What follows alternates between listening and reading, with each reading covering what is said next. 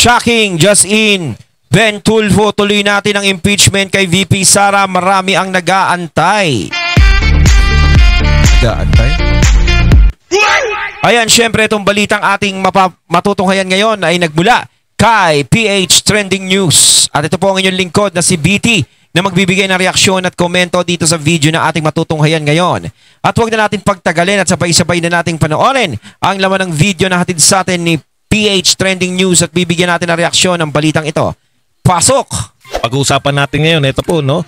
Ayon po kay Ben Dalo Tulfo. Ayun, bago natin simulan ng video ito, nais ko nga pala magbigay ng credits dito sa boses at video na matutunghayan natin ngayon. At bibigyan ng reaksyon, ito po ay nagbula kay Badong Arateles. Siyempre, huwag niyong kalimutang suportahan ang channel ni Badong Arateles. Mga katunay, pakibisita po yan at huwag niyong kalimutang mag-subscribe at mag-follow para maging updated po kayo sa mga vlogs, reactions at sa mga balita na hinahatid sa atin ni Badong Arateles. Ipagpatuloy natin. Dapat daw na si Ben imbestigahan o ituloy na natin ang impeachment trial ni VP Sara. Kasi nag-iintay na yung mga tao. Ito po mga tao na to, no? Kapiranggot na lang sila. Mga tao pa rin ng mga tao. Sino ba yung mga sinasabi niyong mga tao niya? Ako, nagtataka ako rito, no?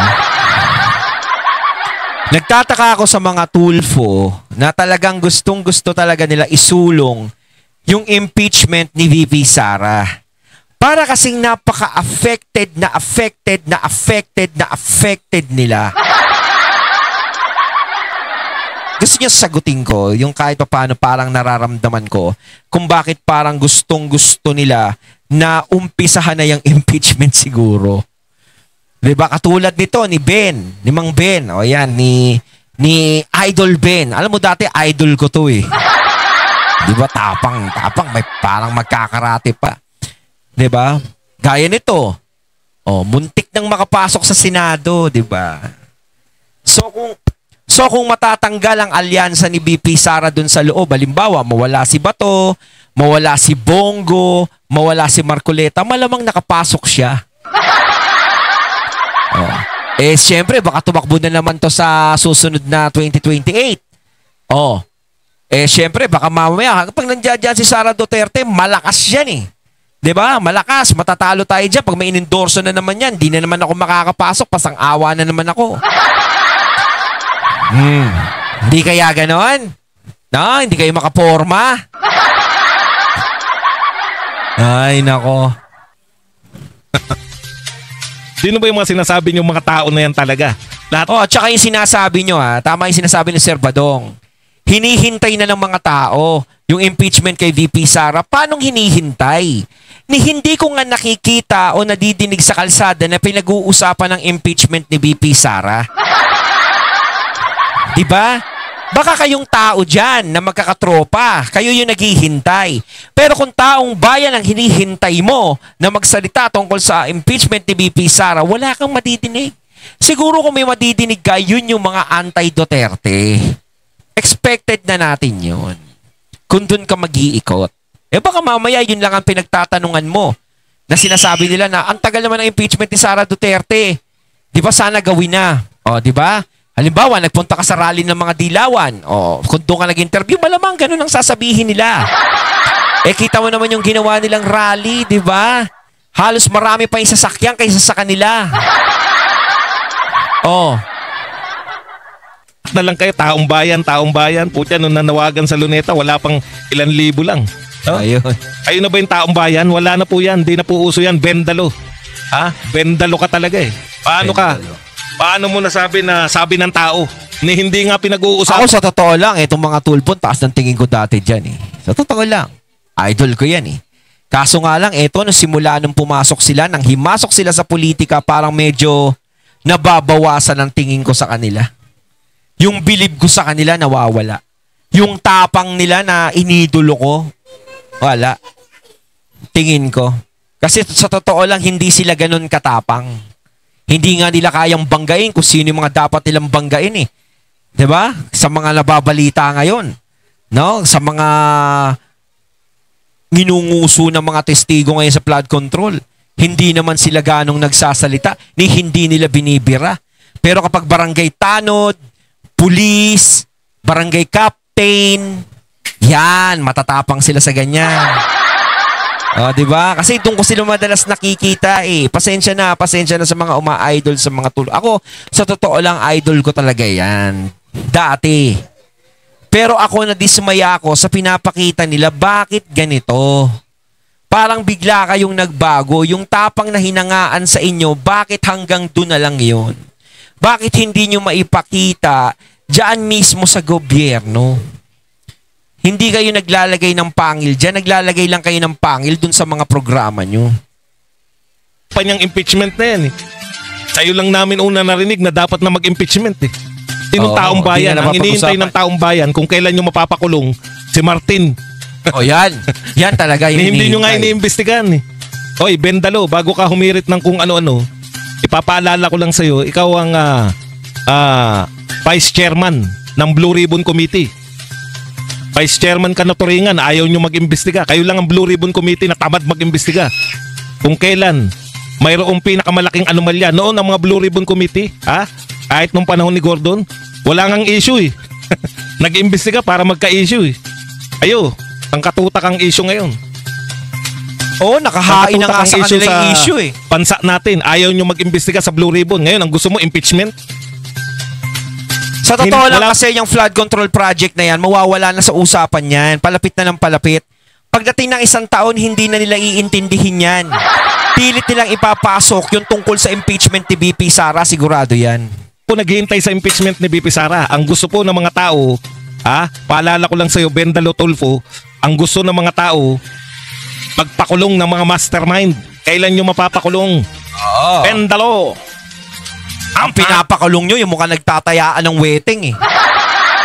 Hindi nga kilala eh. Wala naman sa mga binanggit yun eh. Pakawalan nyo na lang yun. Kawawa naman yung mga pamilya nun. Baka mamaya kung saan nyo lang pinagdadadampot yun. Times we must bend the law. Wala na kayong inatupag. Eto po, tahasan ko pong sinasabi sa inyo na eto pong ginagawa ni Bendalo Tulfo ay diversion na naman kasi sari-saring kapalpakan po ang kanilang inabot ngayong mga panahon na to. Oh, palpak na nga na inangkin ni BBM yung Bukana Bridge. Lahat po, buong sangkatauhan sa Pilipinas nagsasabi na hindi kanya yan. Nakakaawa naman. 4 lang po ang sinasabing legacy. Panay hindi pa kanya. Di ko alam kung ano yung 3. Matutuklasan din natin yan. Wala pong budget na nilagay dyan kahit 5 si BBM para maging legacy niya yan. Yan po ay na-conceptualize. Yan po ay hinanapan ng pondo ni Tatay Digong. Yan po ay pinondohan ng China. Wala pong ginastos ang gobyerno ng Pilipinas. Wala rin ginastos ang city government of Davao. Dahil po sa kahihiyan na yan, lahat ng tao ngayon na nakakaalam, iyang hiya po dito po sa pag-aangkin na ginawa ni BBM para ma-divert po yung kahihiyan. Nasundan pa yan ng pagpapasoli ng 60 billion. Mantakin kasi alam nyo, kahit nasabihin na natapos sa kanyang termino yan, yung bridge na yan, syempre ang credits pa rin yan sa mga Duterte. Kasi sila yung nauna dyan eh. Kumbaga, ano na yan eh, parang patapos na eh. Tinuloy mo na lang eh. 'Di ba? Wala ka na ganong ginastos eh. Hindi na kumbaga nagisakit sa ulo mo. 'Di ba? Kaya dapat ang credits talaga dyan sa China, sa Duterte, di ba? Pero kung natapos naman sa termino mo, hindi naman masamang isingit mo yung sarili mo, pero wag naman talaga yung sasabihin na parang sayo, parang ganon. Di ba? Alam ko naman na may nagpaliwanag din na hindi naman daw sinasabi na, hindi naman sinabi ng Pangulo na sa akin natapos to, parang ako ang gumawa ng ano nito para magawa tong bridge. Hindi naman daw niya sinasabing ganon. Kung ganon ang sinasabi niya, very good. Pero kailangan talaga dyan is yung credits talaga ng mga tunay na gumawa. Yung mga tunay na nagpatayo niyan. 'Di ba? Ngayon, kung natapos ngayong termino mo, edi very good dahil tinuloy mo kahit papaano. Pero wala naman na sigurong sakit ng ulo yan dahil wala na ganong gastos yan. Kung mang isipin, paano mangyayari na illegal yung ginawa pero walang dapat managot? Dapat po may managot. Pucha, illegal yung ginawa. Ano yan? Kusa? Sinong gumawa ng illegal? Tukuyin nyo. Sampahan nyo ng kaso. Oo. Ang daming usapin ngayon. Sino ang dapat kasuhan? Dapat yan ang sunod na tanong. Kung illegal yung paglilipat ng pondo ng PhilHealth papunta sa National Treasury. Sino nag-approve niyan? Sino nagpanukala niyan? Sino yung gumawa niyan? Dapat po mademanda. Yan ang atapagin niyo, issue ngayon, no? Ano-ano. Yan ang iniimbestigahan nyo dapat, Blue Ribbon Committee, kasi marami pa pong nilipat. Hindi po kami papayag. Kasi ganito po, eto, ayaw nyo maniwala na mayroon pa. Ito po, pumapalag po itong si Bernadette. Bagong buhay. Ano bang ano nito? Bagong henerasyon. I call on the Bureau of Treasury. I call on the Bureau of Treasury. I call on DBM. Please, pakisoli nyo na yan. Marami pong bata ang naghihintay magkaroon ng college scholarships. Maraming bagong henerasyon na gustong mag-aral ng kolehiyo. Update po sa CHED, mga ka-BH, sinabihan na namin ng COA, dapat utusan na nila ang Bureau of Treasury to release the 11.7 billion na nasa Bureau of Treasury sa Higher Education Development Fund. Bakit? Mas mataas po ang RA 7722 kesa sa Executive Order 338. Kahit ano pang gawin natin, hindi pwedeng isupercede ng Executive Order ang batas. Sabi ng batas, ang Higher Education Development Fund dapat nasa isang government financial institution. So I call on the Bureau of Treasury, I call on DBM. Please, pakisolve nyo na yan. Marami pong bata ang naghihintay magkaroon ng college scholarships. Maraming bagong henerasyon ang gustong mag-aral ng kolehiyo. Pero yun yung mga kapatid, kinuha na naman pala ng DBM to, hinuhold na naman ng DBM yung 11.7 billion. Budget po to na nakalaan po, para po sa scholarship po ng college scholarship. 11.7 billion. Hindi, ito yung masasabi mo ngayon na gobyerno. Pag gobyerno, mabagal. Di ba may kasabihan, no? Wala gobyerno tayo, kaya mabagal di ba? Minsan, pag sa ospital, pupunta ka pag sa ospital, gobyernong ospital. Sabi mo, wala nandito tayo sa government hospital, di tayo inasikaso Diyan naman hinuhold. Di ba, parang sa talaga gobyerno, no? Matindi. Talagang mamumuti ang mata mo, di ba? Awak na naman po yan ng DBM. Ayaw i-release. Hihintayin pa rin yata yung Supreme Court. Bakit po? Kasi sabi ng Supreme Court, pag nagsoli sila, tayo na naman magsasoli. Marami pong scholar ang hindi magiging scholar dahil hinuhold po ninyo. Alam niyo po yung mga mahihirap na bata. Naman yun. Umaasa lang po yan. Kailangan talaga nila yan. Diba? Siyempre, kaya nga sila nagiging scholar dahil malaki ang magiging tulong sa kanila niyan. Siyempre, sa hirap ng buhay, hindi naman na lahat ng estudyante anak mayaman. Diba? Kailangan talaga nila yan para sa pag-aaral nila. Tapos ganyan, may pa-hold-hold pa kayong nalalaman. Talagang parang wala kayong pakialam Talagang wala kayong pakialam sa kung ano ang sitwasyon ng mga tao sa baba. Diba? Kaya ako, hindi ako naniniwala sa kanila Kasi sa tingin ko sa kanila kasi, hindi nila nararamdaman ang tunay na problema ng bansa. Sa totoo lang. No? Sila lang ang nakakakita sa sarili nila kasi doon lang sila nananatili lang sila sa taas, nananatili lang sila sa gitna, takot na takot silang tumingin sa baba, kaya hindi nila malaman ang totoo. Yan sa mga scholarship para makapag-aral. Yan po ang katotohanan. Kung wala po yung scholarship, lalo na yan, kaya tinawag na scholar yan, malamang matatalino yan. Malamang matatalino po yan, kaya po sila magiging scholar sa college. Pero dahil hinuhold ninyo yung 11.7 billion,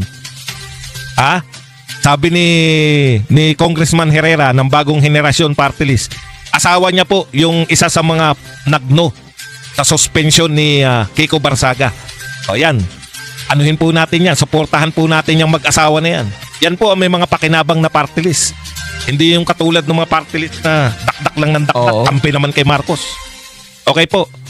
Kung susundan po natin itong ginagawa kasi nila, marami pa pong gagawin yan. Lalo na po, yung Supreme Court yan, pagbabayaran yung nyo. Maganda yung sinabi nyo, ang constitutional. Yung paglilipat ng budget. Pero hindi po kami solve. Na sinabi nyo na nga ang constitutional, tapos, ang magbabalik po ng pera, tayo pa rin. Galing pa rin po sa atin. Umaangal po yung kaparian. Sana naman kayo mga kaparian, ituloy-tuloy nyo yung angal nyo. Hindi po yung pag nakapagpatayo na sa inyo yung mga magnanakaw. Father, manahimik ka na. Pagpapatayo na lang kita, magdodonasyon na lang kami. Wag po kayo mukhang pera mga pare. Ituloy nyo po yung pagtutol ninyo na sa atin manggagaling yung isosoling pera sa PhilHealth. Kasi katulad niyan, marami pa silang kukuning pera. Pag nagdesisyon yung korte, sasabihin, isoli nyo yan. O isoli daw natin. Sige, Congress, ponduhan nyo tong pagsosoli. Hinigisan nyo lang kami sa sarili namin mantika. Kawawa tayong lahat. Oh. Para kasing tayo yung pinaglalaroan nila dito. Diba? Sila, wala naman silang problema sa buhay nila eh.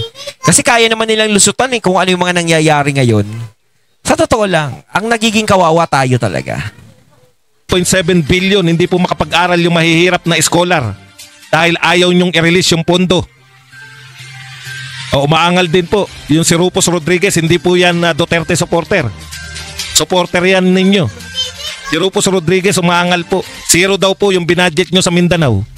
Wala kayong binadget sa Mindanao, mahiya naman kayo. 120 parang masyado silang tipid ngayon eh, no? Grabe. Sabi ni Rufus, panay Tagaluson. Mantakin mo, sarili na nating pera, tayo pa pinahihirapan, no? Yan po ang problema nito natin rito sa mga to. Panay paghiganti sa tao. Mindanao, zero kami dyan, hindi kami nanalo. Yung 12 namin, siniro nyo, walang pumasok, hindi rin namin kayo pupunduhan. Ganyan po kasutil. Yan po, ganyan po kasutil ang gobyerno na to. Tapos, yung mga julalay nila, yung mga tuta nila, katulad nito ni Tutasin, sunod agad. Pag sinabi na pondohan, pondo agad. Pondohan nyo rin yung mga scholar. Hawak na naman ng DBM. Pag nahawakan na naman ng DBM yan, napunta na naman sa kung ano, ikukorte na naman. Sasabihin na naman ng korte, solid dapat yan. Para sa scholar yan. Tapos pag sinuli, taong bayan na naman magsusuli. Ang tinapay lapit nyo nga ulo nyo dyan.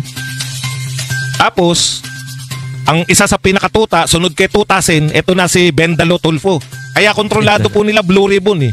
Ang chairman si... Tututusin talaga, no? Wala na akong interest dyan sa Blue Ribbon ngayon eh. No, sa totoo lang, hindi na ganun katindi. Wala nang pangilyang ano na yan, Blue Ribbon na yan, nabungal na. Dati talaga, gustong-gusto nating subaybayan ang Blue Ribbon Committee no nandiyan si Senator Marcoleta eh. Ngayon hindi na eh. Alam natin ang mangyayari diyan sa Blue Ribbon na yan dahil wala namang pupuntahan yan eh. 'Di ba?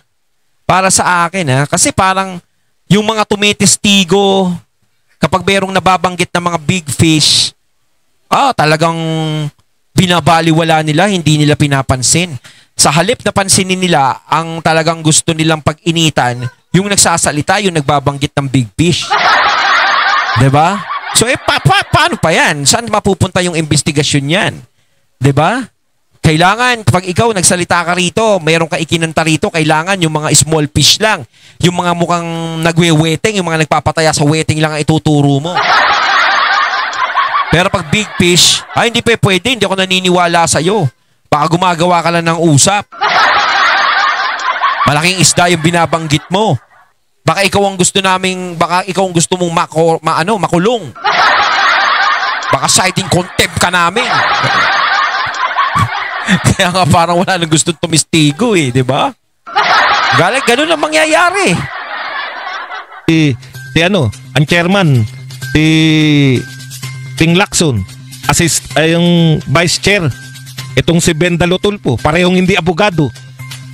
Ngayon lang po ako nakakita na Blue Ribbon Committee na hindi abogado. Buhat na nabuhay ako, ang Blue Ribbon Committee, panay abogado po. Bakit? Mag-iimbestiga sa katiwalian eh. Mas maganda raw kasi yung walang alam. Yung maglalagay ka ng walang alam, mas maganda. Diba? Mas pabor yun. Dapat po abogado hindi. Kasi hindi nila maiisip yung tama tsaka mali. Patuta. Dapat mga sunod-sunuran sa pamahalaan para protektado sila. O ngayon, paano nila pinoprotektahan? Sila na yung mga chairman. Kaya may salita na protektahan nyo ako, ha? Diba? Parang ganun. Sila pa yung vice chairman pero ayaw pa rin nila mag-imbestiga.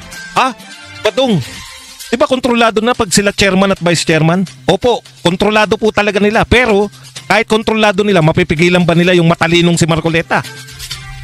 Kahit hindi na po chairman si Marcoleta, may pagkakataon po siya magtanong. May pangil pa rin. Tatayo pa lang nga si Marcoleta, pinaalalahanan na, meron ka lang 5 minuto Yung iba, wantosawa. Natatakot sila kay Marcoleta sa katatanong kay Marcoleta. Hindi sila umuubra kay Marcoleta, natatakot sila kay Marcoleta. Hindi nila kayang sabayan ng aire ni Marcoleta. Ano lang po, binibigyan ng time limit. Pero nakakapagtanong pa rin. Nawawaisan pa rin sila. Nakakapagdala pa rin si Marcoleta ng isang gutesa. Nabigla na naman sila. Kala ko ba magagaling kayo? Kontrolado na nila yung Blue Ribbon, naiisahan pa sila ni Marcoleta. Nakakapagbulgar pa si Marcoleta. Ganyan po yung matatalinong tao. Kaya, para hindi na sila maisahan pa ulit-ulit ni Marcoleta, ano ang ginawa nila? Huwag na tayong mag-imbestiga sa Blue Ribbon. Para saan yung Blue Ribbon? Ang pangunahing trabaho po ng Blue Ribbon, ito lang po ang trabaho ng Blue Ribbon. Mag-imbestiga ng katiwalian. Wala na, hindi na Blue Ribbon yan, Pink Ribbon na yan. Masyado nang malambot. Hindi na bagay tawaging Blue Ribbon. Pink Ribbon. Ayan. Tapos dapat pag habang nag-iimbestiga sila, meron silang pink na ribbon sa mga ulo, sa mga buhok nila. Wala na. Di na ako naaastigan. Ang mga tao sa gobyerno, kaya kayo nilikha para mag-imbestiga kayo ng katiwalian. Yan lang po. Ayon, at ating natungayan ng video na nagbula kay PH Trending News. At syempre natungayan natin ang boses at video na binigyan natin ng reaksyon na nagbula kay Sir Badong Arateles. Kaya mga katunay, ang masasabi niyo tungkol dito?